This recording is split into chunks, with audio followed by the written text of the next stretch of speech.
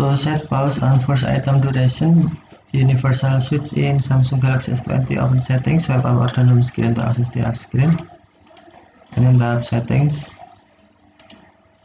You can also open settings screen from notification panel, swipe the notification panel, and then tap settings icon. Scroll down settings screen, find accessibility, and then tap accessibility. Tap interaction and dexterity,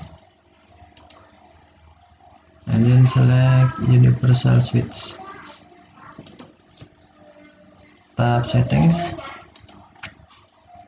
and then on pause on first item, tap switch until Bluetooth enable,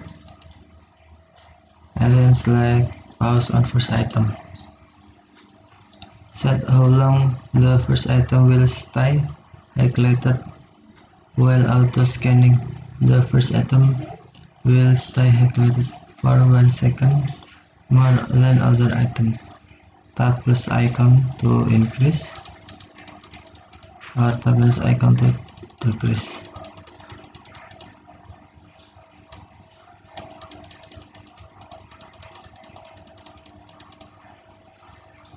And then take time to save. Now pause on first item is 2.1 seconds. Okay, thank you for watching. Have a nice day.